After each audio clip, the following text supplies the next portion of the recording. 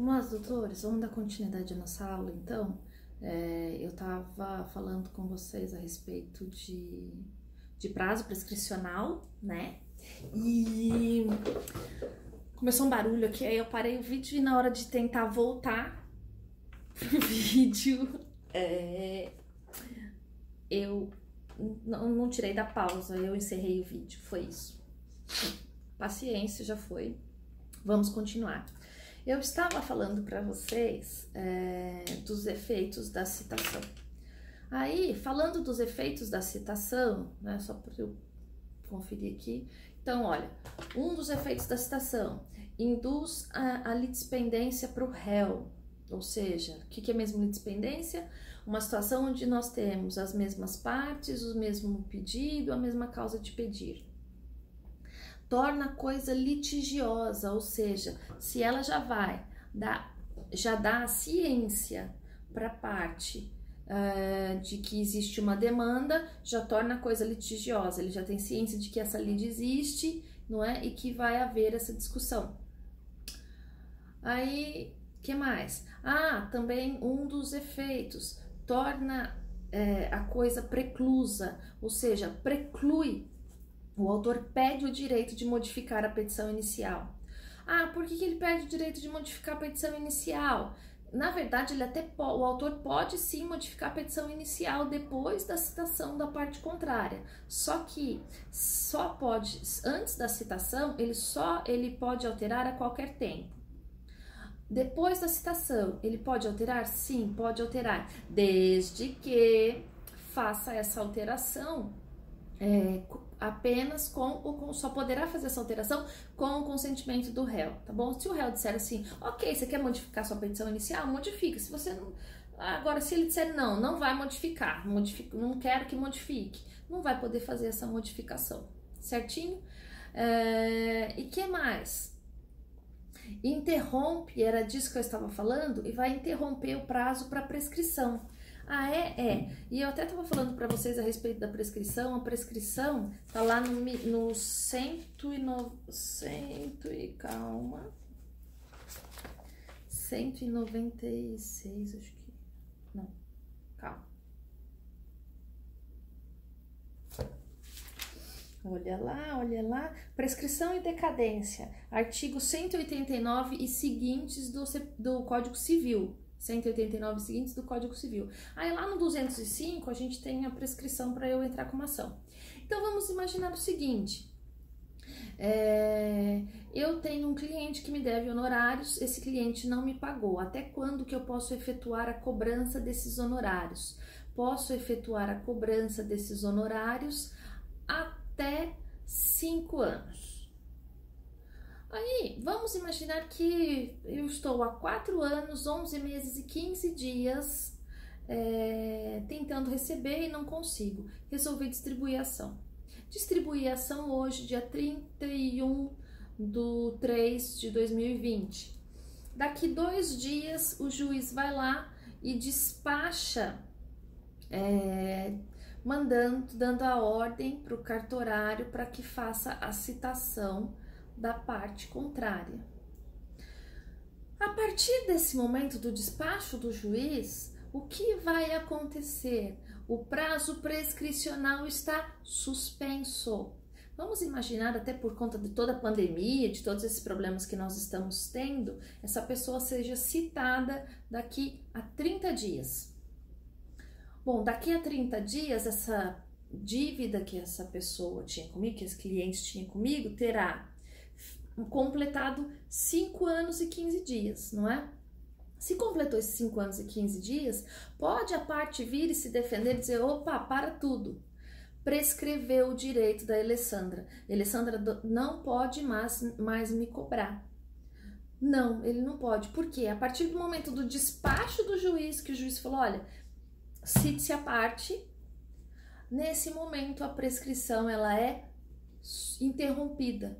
Não há mais que se falar em interrupção.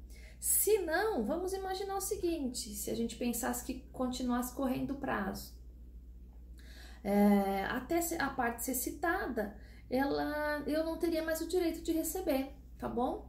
E O último efeito, e não menos importante, é que a parte foi citada, ela já está ciente de que ela está sendo constituída em mora, ou seja, da ciência que tem essa coisa julgada entre ela e ela sabe que ela tem uma pendência em face da minha pessoa. Certinho? Então, só para a gente conferir os nossos efeitos da citação, não é? Espiar minha colinha aqui, induz a litispendência para o réu, torna a coisa litigiosa, preclusão do direito do autor de modificar a petição inicial, interrupção da prescrição e constituição do devedor em mora. Certinho, então, doutores? Então, ótimo, vamos continuar. Regras para citação. Via de regra, não é? A citação tá lá no artigo 242 do CPC, artigo 242 do CPC. Sabe que ontem me chamaram a atenção, que às vezes eu falo o artigo e não falo de qual diploma jurídico eu tô lendo e a aluna reclamou que eu tava perdida. Então, olha lá, artigo 242 do CPC. Eita, aqui, ó. A citação será pessoal, podendo, no entanto, ser feita na pessoa do representante legal ou do procurador do réu ou do seu executado ou do interessado, tá? Então, nós temos aí, essa é a regra geral, ok? Aí, nós precisamos pensar na citação, qual será a forma da citação? Olha o artigo 246, artigo 246 do CPC. A citação será feita, 1, pelo correio, 2, por oficial de justiça, 3, pelo escrivão ou chefe da secretaria, se o citando comparecer em cartório, ou seja, chegou lá no balcão, aquele exemplo que eu estava dando lá no nosso primeiro vídeo do dia. Por meio eletrônico, conforme regulado por lei. Então, essas são as prioridades, não é? Então, a maior parte das citações, ela será feita pelo correio, com AR, com um aviso de recebimento. Ah, por que pelo correio? Porque é a forma mais prática, mais célere e menos onerosa para a parte, tá bom? Então, deixa eu só conferir, falamos da citação. E olha lá, quais são os tipos de citação que nós temos? Nós temos os 6 tipos de citação. E onde estão esses tipos de citação? Estão todos lá no artigo 246 do CPC, ok? Então, nós temos a citação postal, ok? Ela corresponde a uma citação real. Nós vamos ter o comprovante de que o réu foi citado, ou seja, esse AR, esse aviso de recebimento. E o prazo do réu, de quando vai começar a contar o prazo do réu? Do dia da citação? Do dia que esse AR foi juntado aos autos? E aí, olha lá, o prazo do réu começará a ser contado a partir do momento que o aviso de recebimento é juntado aos autos, tá bom? Vamos imaginar que eu fui citada hoje, mas a cita de uma ação de cobrança, pensa aí, tô devendo para alguém, a pessoa entrou com uma ação, tá tentando receber, coitado, né, vai receber nunca, mas, enfim, brincadeira. Olha lá, eu recebi essa citação. Recebi a citação hoje, chegou aqui, olha a citação, não é citação, mas é quanto para pagar, mas tudo bem. Chegou a minha citação, eu fui lá, olhei, falei, caramba, olha aqui, não é? recebi a citação. Normalmente essa citação vem com uma senha para o acesso, agora com o processo eletrônico, né? Vem com a senha do acesso da parte. E antes, como é que era? Antes vinha com uma cópia da petição inicial. Eu recebi uma cópia da petição inicial. Então agora veio a senha de acesso de quando começa a contar o meu prazo. Aí eu fui, assinei o AR, não é? Recebi, o carteiro levou. O carteiro levou, devolveu para o tribunal, enfim. O meu prazo, né, nesse caso para contestar, começará a iniciar a contagem a partir do dia que o AR positivo, ou seja, com o AR com o meu recebimento, for juntado aos autos. Pensa então que eu recebi essa citação hoje, mas por conta da pandemia demorou 10 dias para ser juntado. Não importa quantos dias demore, se é 1, se é 2, se são 10, se são 20. A partir do dia que foi juntado que começa a contagem do meu prazo. Então eu recebi hoje, daqui 10 dias, então daqui 10 dias começa a contar o meu prazo de 15 dias para eu apresentar a contestação, tá bom? Só para nós lembrarmos, prazo para contestação, 15 dias. No novo CPC, todos os prazos são contados em dias úteis, ok? Todos os prazos são contados em dias úteis, não se esqueçam disso, doutores. Bom, aí nós temos citação por oficial de justiça. Quando que a citação vai se dar por oficial de justiça? Pode ser por... se a parte requerer que seja feita pelo oficial de justiça, lembra que a parte vai ter que pagar por isso, hein? Tem uma taxa para estar diferenciada para a citação por oficial de justiça. E o juiz deferir o pedido, ok, será feito por oficial de justiça. Que mais? Nos casos de execução. No caso de execução, vai ter que citar na figura do devedor. Tá bom? E quaisquer outras situações que, embora a lei não determine, o juiz entenda que deva ser feita a citação pelo oficial de justiça, tá bom? E aí, só que o oficial de justiça, pensa que é um executado. O executado tem que ser feita a citação na figura do executado, a citação tem que ser pessoal. Aí o executado, o oficial de justiça vai tentar fazer a citação. O oficial vai até lá, olha, parece que não tem ninguém, mas ele vê uma luz acesa.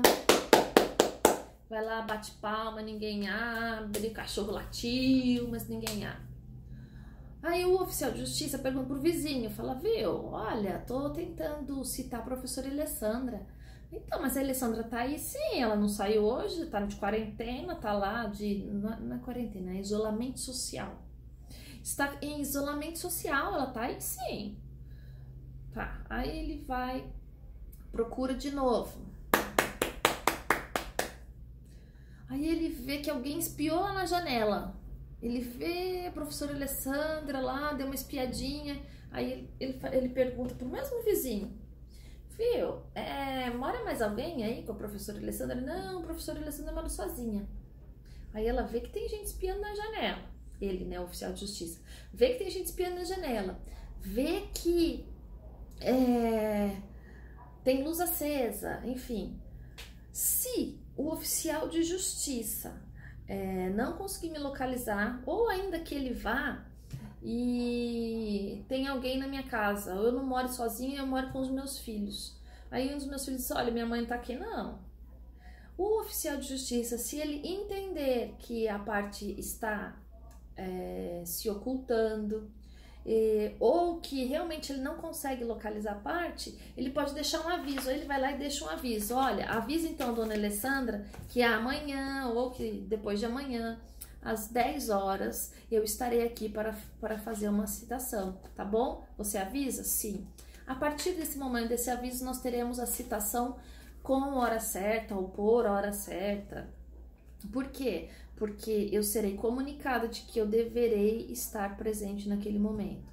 Caso eu não esteja, eu serei considerada como citada, ok? certinho, tranquilo. Aí ele pode deixar, ou esse oficial de justiça, ele pode deixar essa citação, por exemplo, com o meu filho. Pode deixar com o vizinho? Pode deixar com o vizinho. Então, se ele não conseguir, ele marca um horário. Marcou um horário e nesse horário também não adiantou, eu não estou lá, eu serei considerada citada, ok? Nós temos também, olha, o artigo 246, inciso 4, por edital. Quando que a pessoa poderá ser citada por edital? A pessoa poderá ser citada por edital, olha lá, artigo 256 do CPC. A citação por edital será feita, 1. Quando desconhecido ou incerto o citando, ou seja, você não sabe onde a pessoa está lá em Lins, não é? Não é lá no interior, não é no interior, Lins, lugar incerto e não sabido. Então, se o réu ele está em lugar incerto e não sabido, poderá ser feita a citação por edital. 2. Em quaisquer outros casos expressos em lei. 2. Quando ignorado, incerto ou inacessível o lugar em que encontrar o citando, ou seja, quando ele estiver em Lins, não é? Lugar incerto e não sabido. E nos demais casos previstos em lei. Aí, continuando a leitura do 256, o 256 traz pra gente: considera-se inacessível para efeito de citação por edital o país que se recusar a cumprir a carta rogatória. Parágrafo 2º. No caso de ser inacessível o lugar em que se encontrar o réu, a notícia de sua citação será divulgada também pelo rádio, se a comarca houver emissora de radiodifusão. Parágrafo 3º. Se o réu... parágrafo 3º, desculpa. O réu será considerado em local ignorado ou incerto se infrutíferas as tentativas de sua localização, inclusive mediante requisição pelo juízo de informações sobre seu endereço aos cadastros públicos ou de concessionária de serviços públicos. Enfim, se a pessoa não é localizada por quaisquer dos motivos do artigo 256, poderá sim ser feita a citação por edital. Qual é a desvantagem da citação por edital? O custo. Se a pessoa não é beneficiária da justiça gratuita, terá que ser publicado no jornal de grande circulação. O custo dessa publicação é alto, não é um valor barato, tá bom? Mas a gente precisa lembrar que antes de tudo isso, a gente pede para o magistrado oficiar a Receita Federal, oficiar o Bacen, oficiar a SPC, oficiar a Serasa, enfim, oficiar os vários órgãos públicos para ver se esses órgãos públicos têm o endereço dessa pessoa. No caso do advogado, pode pedir para oficiar o AB, e no caso das outras pessoas, pedir para oficiar o órgão de classe. Pensa que é um médico, CRM, pensa que é um fisioterapeuta, o CREFITO, que é um engenheiro, o CREA, enfim. Antes de chegar nessa fase da citação por edital, existe sim a possibilidade de buscar de outras formas a localização dessa pessoa, ok? Mas o que eu preciso que vocês saibam? Que a citação por edital é uma das formas de citação, ok? Citação pelo chefe da secretaria. O que é essa citação pelo chefe da secretaria ou pelo cartorário, enfim? Quando a pessoa, aquele exemplo que eu falei lá no primeiro vídeo, a pessoa, ela chega lá no balcão, eu tenho ciência de que tem uma ação distribuída em face da minha pessoa no Fórum Regional do Tatuapé. No Fórum Regional do Tatuapé, eu chego lá e falo: olha, eu sou Alessandra Valho, tem uma ação aí, você pode olhar para mim se tem alguma ação? Eu falo: tem sim, olha, tá lá na primeira vara civil. Eu vou até a primeira vara civil e falo: olha, eu sei que tem uma ação em face da minha pessoa. Eu quero a minha senha, porque eu quero saber o que tá, né, o que tem nessa ação. O chefe da secretaria, ou, né, o cartorário, ele vai dizer para mim assim: então tá bom, dona Alessandra, a senhora quer tomar ciência? Eu digo, sim, quero tomar ciência, afinal tô lá me coçando de curiosidade para saber exatamente o que tem nessa ação. Aí o que eu faço? Ok, tomo ciência. Tomo ciência lá no balcão, direitinho. Embora, lembra, a gente até falou disso já na nossa aula de hoje. Embora não tenha sido feita da forma como a lei efetivamente prevê, como regra geral, né, ou para a maioria dos casos, que é a citação pelo correio, o meu comparecimento espontâneo, automaticamente vou ser considerado citada, se eu aceitar tomar ciência. Certinho? Nós temos também lá no artigo 246, desculpa. No artigo 246 do CPC, a nossa última modalidade por meio eletrônico regulamentado em lei. Citação por meio eletrônico regulamentado em lei é muito comum para pessoas jurídicas, tá bom? Também pode ser usado para citações para o Estado, para o próprio Estado, para entes estatais, ok?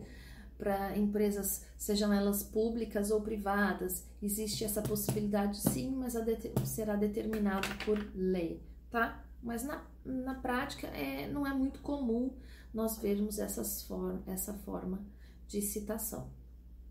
Certinho, doutores? Então, falamos da citação.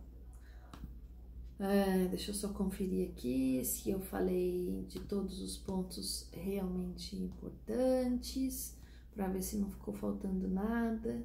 Citação, tá. Agora, a gente falou de citação, mas nós também precisamos lembrar das intimações. Doutores, olha, então continuando, nós estávamos falando da citação, não é? Falamos que a citação, então, é esse ato para qual o réu ou o executado é chamado para integrar essa lide, mas eu faço uma pergunta para os senhores: citação e intimação são a mesma coisa? Sim? Não?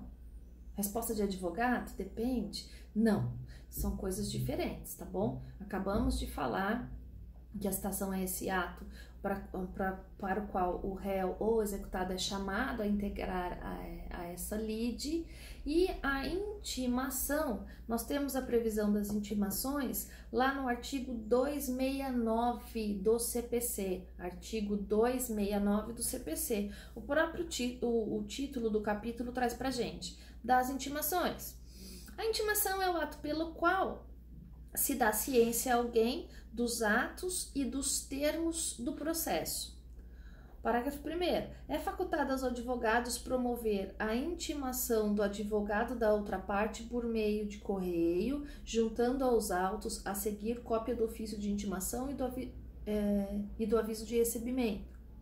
2. O ofício de intimação deverá ser instruído com a cópia do despacho, da decisão ou da sentença. 3. A intimação da União, dos Estados, do Distrito Federal e dos municípios e suas respectivas autarquias e fundações de direito público será realizada por órgão da advocacia pública, responsável por representação judicial. Então, olha, doutores, e o artigo subsequente, o artigo 270, o artigo 270. As intimações realizam-se sempre que possível por meio eletrônico ou na forma da lei. Então, normalmente, essas intimações, que nada mais são do que o ato pelo qual dá ciência à parte do andamento processual, elas, na maioria das vezes, não é? Na grande maioria das vezes, ela é feita por meio eletrônico, através da publicação no Diário Oficial. Tanto que a gente recebe lá as publicações, não é? Alguns recebem pela OAB, outros recebem pela ASP, enfim. Essas publicações que nós recebemos são publicações por meio eletrônico, nos dá ciência do andamento processual. os tribunais em geral, não é? O Tribunal Regional do Trabalho, o Tribunal de Justiça, existe a possibilidade de que o advogado se inscreva para receber o andamento processual. É bacana você ter acesso ao andamento processual, principalmente porque você toma ciência que houve esse andamento mesmo antes da publicação. Mas para nós, advogados, enfim, para as partes, o prazo começa a contar a partir da publicação, tá bom? Então, da data que foi disponibilizada, o primeiro dia útil subsequente começa a contagem do prazo. Então, a gente pode dizer que as intimações têm um duplo efeito. Primeiro, dá ciência para as partes dos termos do processo. E mais, ela também convoca uma das partes para que faça ou não faça alguma coisa, tá bom? Por exemplo, olha, chama a parte para ser ouvida, chama a parte para dizer que houve a designação de uma audiência de conciliação, chama a parte para dizer, opa, se abstenha de vir para a audiência, porque por causa da pandemia sua audiência foi redesignada para julho, agosto. Outro dia eu vi assim, que teve uma audiência da Justiça do Trabalho que foi remarcada para janeiro de 2021. Gente, imagina o desespero. Tá voltando a situações antigas, situações que nós tínhamos antes da reforma, porque com a reforma trabalhista reduziu muito, mas enfim, nós não estamos falando de direito do trabalho, foi só uma observação que eu fiz e que eu me coloquei no lugar do colega, o colega postou num grupo de advogados que nós temos. Mas enfim, então, a intimação, ela serve para duas, a gente pode dizer que ela tem um objetivo duplo aí. Esse objetivo duplo, primeiro, dar ciência nos autos dos termos do processo, né, de andamento processual, ou ainda chamar a parte para fazer ou para deixar de fazer algo, para fazer, o exemplo, para comparecer numa eventual audiência de conciliação, e para deixar de fazer para que a parte não compareça a uma eventual audiência, porque, por exemplo, por causa da pandemia, essa audiência foi suspensa, né? Ou foi redesignada para uma outra data, enfim, ok? Então, falamos da intimação. A intimação também é importante a gente lembrar que ela vale para as testemunhas serão intimadas a comparecer, não é? Certinho? Bom, então falamos de citação e de intimação. Então terminamos essa nossa aulinha, depois terminamos esse vídeo, até para ele não ficar muito grande, e a gente vai dar continuidade no vídeo subsequente. Tá bom, doutores? Até a próxima!